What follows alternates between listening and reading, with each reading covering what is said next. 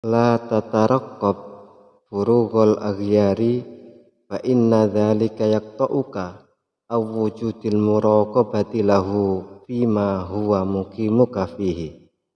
Jangan menantikan selesai atau habisnya perintang-perintang atau penghalang-penghalang untuk lebih mendekat kepada Allah Subhanahu wa taala. Sebab yang demikian itu akan memutuskan engkau dari kewajiban menunaikan hak terhadap apa yang Allah telah mendudukkan engkau di dalamnya. Sebab yang demikian itu memutuskan kewaspadaanmu terhadap kewajibanmu.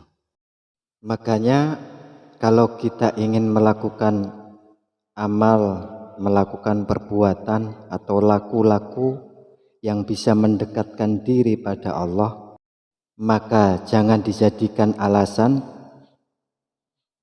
karena adanya rintangan-rintangan atau halangan-halangan. Makanya ketika ditanya, kenapa enggak ikut dzikir? Ada aja alasannya.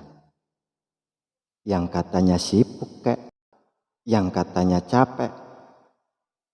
Tapi giliran kegiatan yang hura-hura, yang tiada artinya, yang isinya cuman senang-senang, yang malah bikin kita jauh dari Tuhan, malah ada kesempatan. Kadang-kadang berusaha nyempet-nyempetin untuk datang. Walaupun tempatnya begitu jauh sekalipun, walaupun butuh tenaga dan keluar biaya, tapi kita merasa asik-asik aja, merasa happy-happy aja, seakan-akan gak ada beban yang memberatkan. Padahal ketika kita datang ke tempat pengajian, ke majelis dzikir misalnya, kadang di situ sudah disiapin kendaraan kalau jauh. Terus kalau ketika datang sudah disiapkan aneka jamuan. Tapi dengan fasilitas-fasilitas yang ada itu, terkadang kita ogah untuk datang. Nah, ini kan terlalu, begitu kata Bang Roma. Memang Bang Roma ini luar biasa. Tidak salah kalau ada kiai yang bilang dengerin lagunya Roma Irama itu seperti ngaji. Satu contoh misalnya ada lagu yang seperti ini. Adanya alam ini bukti adanya Tuhan. Adanya diri ini bukti adanya Tuhan.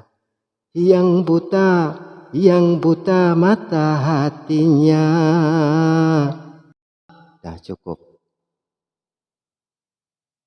Jadi adanya alam ini, adanya diri ini, itu bukti adanya Tuhan. Sebagaimana yang kemarin telah dibahas, bahwa Allah mempunyai bayang-bayang. Semua makhluknya itu termasuk bayang-bayang dari Allah Subhanahu wa ta'ala. Makanya orang makrifat itu mengumpamakan alam semesta adalah merupakan bayang-bayang dari Allah Subhanahu wa ta'ala. Dia bertajalli di antara makhluk-makhluk ciptaannya. Orang makrifat meyakini Tuhan itu karena dia melihat bayang-bayang dari Tuhan, yaitu berupa makhluknya. Jadi seperti bayangan benda atau bayangan manusia lah. Nah, bayangan itu ada kemanapun manusia itu berada, atau kemanapun benda itu berada, dimanapun benda itu berada. Dari mana adanya bayangan tersebut? Tidak mungkinlah seandainya ada bayangan kalau tidak ada benda lain yang menyebabkannya. Termasuk adanya alam semesta ini. Nggak mungkin adalah alam semesta ini kalau yang nggak ada yang menciptakan. Siapa yang menciptakan? Yaitu Allah Subhanahu wa ta'ala, Tuhan semesta alam. Apabila ada orang yang dapat melihat bayangan, pasti ia dapat melihat benda yang memberi bayangan itu. Akan tetapi kalau ada orang yang dapat melihat bayangan, akan tetapi ia tidak dapat melihat benda yang menyebabkan bayangan itu, maka perlu dipertanyakan tentang kondisi orang tersebut. Pasti ada penghalang pada penglihatannya. Begitu pula apabila orang bisa melihat alam semesta dan isinya ini, kemudian dirinya tidak bisa merasakan keberadaan Tuhan, maka perlu dipertanyakan tentang kondisi mata hatinya. Pasti ada penghalang pada penglihatan mata hatinya, sehingga mata hatinya menjadi buta. Kenapa demikian? Karena adanya terlalu kecenderungan kepada dunia yang di dalamnya memang merupakan kegelapan yang dapat menghalangi hati dari melihat Tuhan. Namun demikian, jangan pula kau menanti-nanti dan bertanya-tanya kapan kecenderungan itu bisa hilang secara total dari hatimu, sebab hal ini bisa membuatmu lupa bahwa kondisi atau ahwal yang telah ditetapkan untukmu oleh Tuhan saat ini, yakni berupa amal-amal yang bisa mengantarkanmu kepada Allah Subhanahu wa Ta'ala, adalah berada dalam penguasanya. Sebagaimana Abdullah bin Umar radhiyallahu anhu berkata, jika engkau berada di waktu senja, maka jangan menunggu tibanya pagi. Demikian pula jika engkau berada di waktu pagi, jangan menunggu waktu sore. Pergunakan kesempatan di waktu muda, di waktu sehat, di waktu kuat, dan di waktu kaya, untuk menghadapi masa-masa di waktu tua, di waktu sakit, di waktu lemah, dan di waktu miskin. Sahal bin Abdullah At-Tustari berkata, jika tiba waktu malam, maka jangan mengharap tibanya siang hari, sehingga engkau menunaikan hak Allah waktu malam itu, dan menjaga benar-benar hawa nafsumu. Demikian pula bila engkau berada pada pagi hari. Jadi intinya kita diharapkan untuk fokus, diharapkan untuk berpegang teguh, diharapkan untuk istiqomah, sehingga hati tidak gampang berubah. Dan yang dituntut darimu ialah senantiasa istiqomah, sehingga kamu bisa istiqomah dalam menjalani kebiasaanmu dan tetap merasa diawasi oleh Allah Subhanahu wa Ta'ala. Jangan kau sibuk dengan segala hal yang masuk ke dalam hatimu, baik berupa kegelapan maupun berupa cahaya, karena hal itu justru akan memutusmu dari kebiasaanmu. Dianggap memutus karena jiwamu dibayangi keraguan, ragu bahwa Allah itu ahli iradah.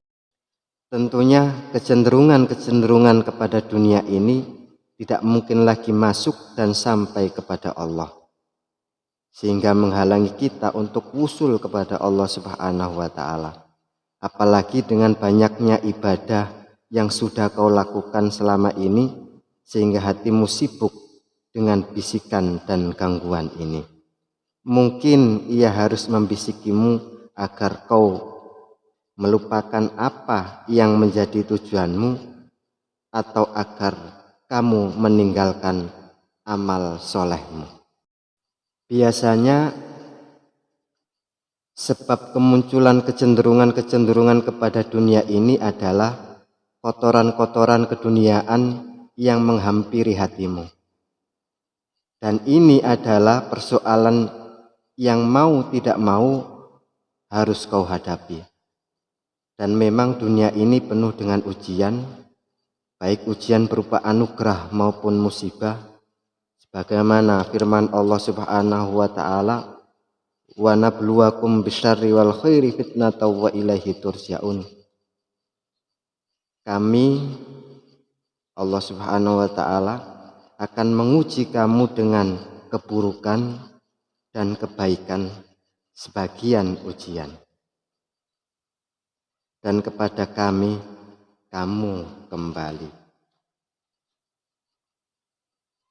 Oleh karena itu, agar kita bisa melewati ujian-ujian yang diberikan oleh Tuhan dengan sesuai apa yang telah jadi ketentuan Tuhan, sehingga kita bisa tetap menjadi hamba yang soleh, maka sekali lagi kita harus tetap istiqomah dalam beribadah, termasuk riyadhah dalam wirid dan zikir, sehingga dengan selalu berzikir maka kita akan selalu ingat akan Allah Subhanahu wa taala.